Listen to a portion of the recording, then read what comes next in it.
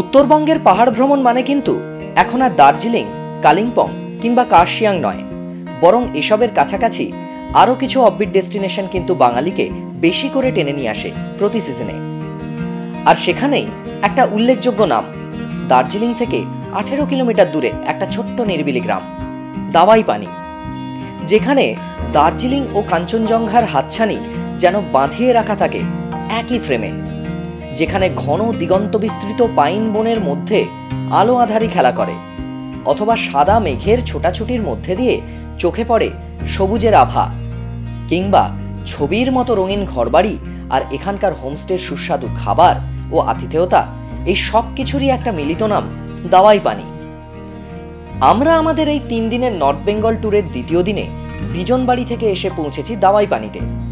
দাওয়াইপানির সৌন্দর্য, কিভাবে আসবেন, কোথায় থাকবেন, এসব তো অবশ্যই আপনাদের জানাবো। তবে যদি আপনারা বিজনবাড়ি আসতে চান, তবে ডেসক্রিপশানে আমি বিজনবাড়ির ব্লগের লিঙ্ক শেয়ার করে দিলাম, দেখে নেবেন প্লিজ।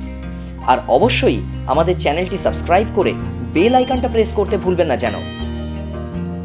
তাহলে চলুন শুরু করা যাক আজকে দাওয়াইপানির ডায়েরি, সঙ্গে থাকুন।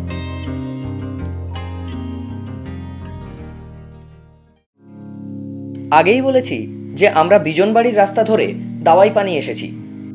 বিজনবাড়ি যাওয়ার সময় আমরা কিন্তু ঘুম থেকে জামুনি ব্রিজের রাস্তা ধরেছিলাম। এবারে আসার সময় আমরা বিকল্প রাস্তায় পুল বাজার থেকে ঋষিহাটের পথ ধরে জোরবাংলোর দিকে এগোনো শুরু করলাম। তবে এই পথে একটা সাইট সিইং এর স্পট পড়বে ঋষিহাটের সামনে। যদি বিজনবাড়ি থেকে দাওয়াইপানি এই রাস্তা ধরে আসেন, তাহলে এই স্পটে দাঁড়াতে কিন্তু ভুলবেন না। আমরা যদি ঘুম থেকে একটু অল্টারনেটিভ রুট ধরে বিজনবাড়ি যাই, তাহলে মাঝখানে ঋষিহাট বলে একটা জায়গা পড়বে, যে জায়গাটাতে আমরা এই মুহূর্তে দাঁড়িয়ে আছি, এবং এখান থেকে 270 ডিগ্রি ভিউতে সামনে দার্জিলিং, আর এই দিকে একটা অসম্ভব সাংঘাতিক বিউটিফুল পাহাড়ের ধাপে ধাপে রেঞ্জ দেখা যায়, যে জিনিসটা এই ঋষিহাটের মোড়টাতে না এলে আপনারা কেউ ভাবতেই পারবে না। আমরা জাস্ট একটা ব্রেক মেরে এই জায়গাটাতে এসেছি, ঘুরতে এসে এই জায়গার স্পটটা তুললাম।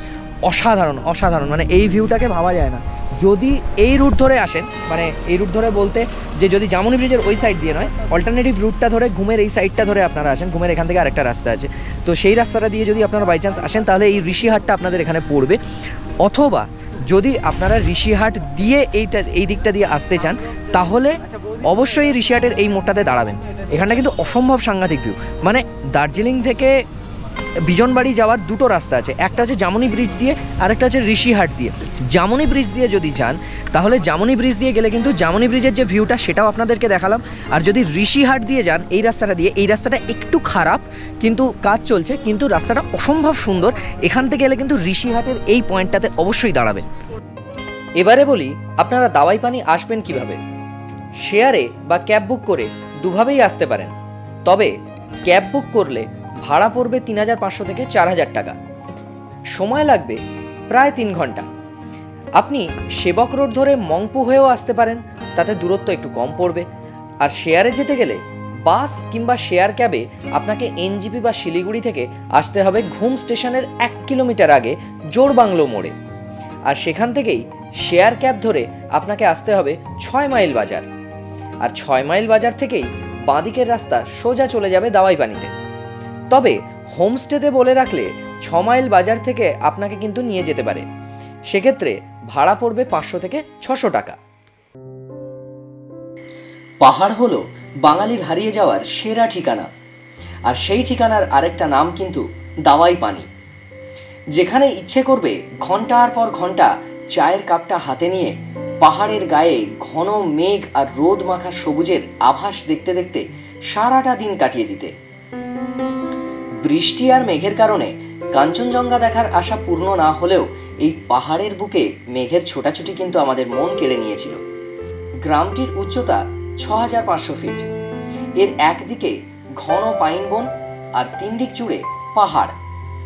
মেঘ না থাকলে বাঁদিকে দার্জিলিং ও কাঞ্চনজঙ্ঘা, ডান দিকে তাকদা তিনচুলে, আর মাঝখানে লেবং আর দূরে সিকিম।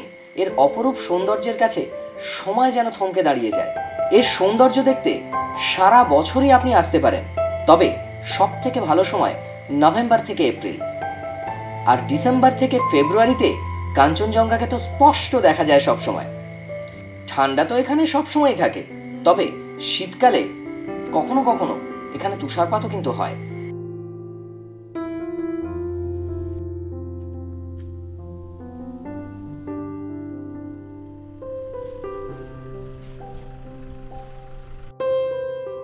দাওয়াই পানি পৌঁছে কিন্তু সত্যিই মন ভরে গেল। আর ভরবে নাই বা কেন? একদম শান্ত নিরিবিলি পরিবেশ আর রঙিন ঘরবাড়ি, এই সব কিছু দিয়েই গড়ে উঠেছে এই গ্রামটি। খুব বেশি হলে 85 থেকে 100টি পরিবার থাকেন এখানে। আর এখানে আছে বেশ কিছু হোমস্টে। দাওয়াই পানির নাম করলেই যে হোমস্টেগুলোর নাম উঠে আসে তার মধ্যে সব থেকে পুরনো একটি বিখ্যাত হোমস্টে কিন্তু বীরেন রাই হোমস্টে, যা আমাদের আজকের ঠিকানা। এখানে কিন্তু এই অফবিট ডেস্টিনেশন ট্রিপের দৌলতে এখন আরও অনেক ভালো ভালো হোমস্টে গড়ে উঠেছে। আমি বেশ কিছু হোমস্টের নাম্বার ডেসক্রিপশন বক্সে দিয়ে দিচ্ছি, আপনারা কন্ট্যাক্ট করতে পারেন। চলুন এবারে রুমটা দেখিয়ে দিই আপনাদের। বীরেনজির হোমস্টেতে আমরা যেটা নিয়েছি সেটা হচ্ছে একইভাবে যেটা বিজনবাড়িতে আমরা নিয়েছিলাম আগের বারে যেটা দেখিয়েছিলাম, 4 বেডরুম। মানে এখানে 2টো বেড, এদিকে দুজনের এদিকে দুজনের, আর এদিকে একটা টেবিল আছে, এদিকে একটা আয়না, এখানে জামা কাপড় ঝোলানোর জায়গা, আমরা ঢুকেছি ওদিক দিয়ে। আর তার সাথে সাথে এইটা হচ্ছে বাথরুম। বাথরুমে এখানে কোমোড, গিজার রয়েছে যেটা খুব ইম্পর্টেন্টলি দরকার, এটা শাওয়ার, আর এখানে টাওয়েল ঝোলানোর জায়গা, বেসিন, ব্যাস। আমাদের জন্য এটুকু যথেষ্ট, আর কিছু লাগবে না। তার কারণ যেটা হচ্ছে যে আমরা এখানে 5 স্টার হোটেলে থাকতে আসিনি, প্রথমত আমরা এখানে জায়গাটাকে এনজয় করতে এসেছি। তো সেই হিসাবে এইখানে আমরা 4 জন মিলে আরামসে ঘুমিয়ে আমরা 2টো দিন কাটিয়ে দিতে পারবো, মজা করে কাটাবো। এক্স্যাক্টলি অনন্যা যেটা বললো এক্ষুনি, অনন্যা এখন রেডি হচ্ছে, তো আমরা মজা করে এখানটাতে কাটিয়ে দেবো। কিন্তু যে জিনিসটার জন্য এখানে আসা, যে ফিলটার জন্য আসা, যে অ্যাম্বিয়েন্সটার জন্য এখানে আসা, সেই অ্যাম্বিয়েন্সটা কিন্তু এখন বাজে হচ্ছে 5:30, ওখানে কিন্তু অলরেডি স্টার্ট হয়ে গেছে। এবারে সেটার জন্য আমাকে বাইরে যেতে হবে, একটু ওয়েট করুন, ক্যামেরাটা চার্জ দিয়ে নিই, তারপরে বাইরে যাচ্ছি, আপনাদেরকে দেখাচ্ছি জায়গাটা কেমন। ততক্ষণ অবধি একটু ধৈর্য ধরে বসুন। একটা ডায়লগ ছিল না অনন্যা, সেই প্রথমার্ধে ভীষণ বৃষ্টি, ধৈর্য ধরে বসুন, ইস্ট বেঙ্গলে প্রশান্ত আর মোহনবাগানে পশুন। ঠিক আছে, আপনারাও সেইভাবে একটু ধৈর্য ধরে বসুন, কারণ এরপরেই আমরা বাইরে যাচ্ছি। ব্যালকানি থেকে দাওয়াই পানির ভিউটা সন্ধেবেলা কীরকম দেখায় আপনাদেরকে দেখাবো, চলুন। সন্ধেটা যেন হঠাৎ করেই নেমে এলো এখানে, আর তার সাথে সাথে পাহাড়ের গা বেয়ে জোনাকির মতো মিটমিট করে আলো ফুটে উঠতে শুরু করলো। দেখতে দেখতে আলোয় আলো হয়ে চোখের সামনে ফুটে উঠল স্বপ্নের দার্জিলিং শহর। সত্যি ঘন মেঘের মাঝে সন্ধ্যের এই দাওয়াই পানিকে যেন একটা স্বপ্নের রূপকথার গল্পের মতো লাগছিল। হ্যাঁ, ক্যাম্পফায়ারের আগুন থাকলে হয়তো এই সন্ধ্যেটা আরো জমে যেত, কিন্তু বৃষ্টি হলে আর কি করা যাবে।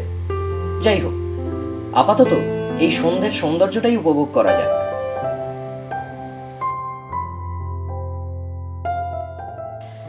হোমস্টের গা ঘেঁষেই একটা পাহাড়ি রাস্তা কিন্তু উপরে উঠে মিলিয়ে গেছে ঘন জঙ্গলের মধ্যে দিয়ে, যে রাস্তা ধরে আপনারা হিলটপেও পৌঁছতে পারেন। আমরাও তাই করলাম। পাহাড়ি পথে সকালবেলা ঘন গাছপালা, পাখির ডাক, ঝর্ণার জলের শব্দ আর পাতার ফাঁক দিয়ে সূর্যের আলো, এই সব মিলিয়ে প্রকৃতি যেন একটা নতুন রং নিয়ে সেজে উঠেছিল। ও হ্যাঁ, ঝর্ণার জল বলতে খেয়াল পড়ল, দাওয়াই পানি নামটার কিন্তু একটা বিখ্যাত ইতিহাস আছে। ব্রিটিশ আমলে এখানে একজন সাহেব এসেছিলেন এই টি এস্টেটে কাজ করতে। ওনার পায়ে একটা ক্ষত ছিল, যেটা কোনোভাবেই সারছিল না, আর তাই তিনি খালি পায়েই হাঁটাচলা করতেন। টি এস্টেটে কাজের সূত্রে এখানে তাকে একটা ঝর্ণা পেরোতে হতো বারবার, আর খালি পায়ে ওই ঝর্ণা পেরোতে পেরোতেই একদিন তিনি দেখলেন যে তার পায়ের ক্ষত সারতে শুরু করেছে, আর একদিন পুরোপুরি তা ঠিকও হয়ে গেছে। সেই দেখে তিনি ওই ঝর্ণার জল ল্যাবরেটরিতে গিয়ে পরীক্ষা করিয়ে জানতে পারলেন যে তাতে প্রচুর মিনারেলস আছে, যা ওই ক্ষত সারার কারণ।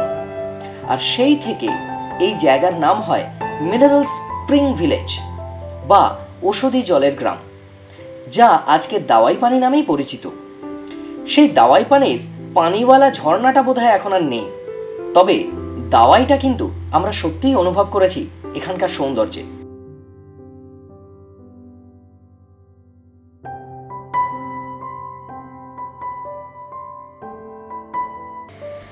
বীরেন রায় হোমস্টেতে 4টে ঘর আর উপরেও আরও 2টো হচ্ছে।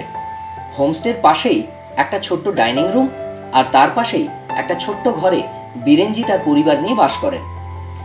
ঘরগুলির সাজসজ্জা বিশাল অত্যাধুনিক না হলেও হোমস্টের মানুষগুলোর আতিথেয়তা কিন্তু আপনাকে মুগ্ধ করবেই। আর তার সাথে সাথে এখানকার খাওয়া দাওয়া অপূর্ব। সকাল সকাল গরম গরম লুচি আর আলুর তরকারি ও ডিম ভাজা, দুপুরে গরম গরম ভাত, ডাল, সবজি ও নেপালি চিকেন, সন্ধেবেলা পকোড়া অথবা সুস্বাদু মোমো, আর রাতে চিকেন, ভাত অথবা রুটি। 1200 টাকার প্যাকেজে এ তো আমার মতে যথেষ্ট। আর বীরেনজি স্ত্রীর হাতের বানানো মোমো অথবা নেপালি চিকেন যদি না খেয়ে থাকেন তাহলে আপনারা কিন্তু চরম মিস করবেন।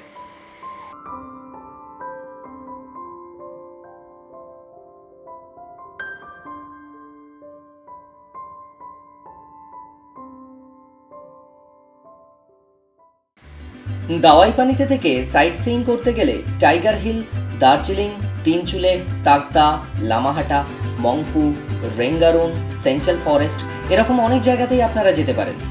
তবে এই সব জায়গা ঘুরতে গেলে কিন্তু অন্তত 2 থেকে 3 দিন সময় নিয়ে আসতে হবে আপনাদের। যদিও এগুলো ছাড়াও আরও একটা জায়গা আছে যেখান থেকে আমরা আমাদের সাইট সিইং কিন্তু শুরু করব। আজকের ভিডিওটা কেমন লাগলো অবশ্যই কমেন্ট করে জানাবেন। আর আমাদের চ্যানেলটা অবশ্যই সাবস্ক্রাইব করে বেল আইকন প্রেস করে দিতে ভুলবেন না। আপনাদের সাথে আবার দেখা হচ্ছে পরের ব্লগে। ভালো থাকবেন, সুস্থ থাকবেন।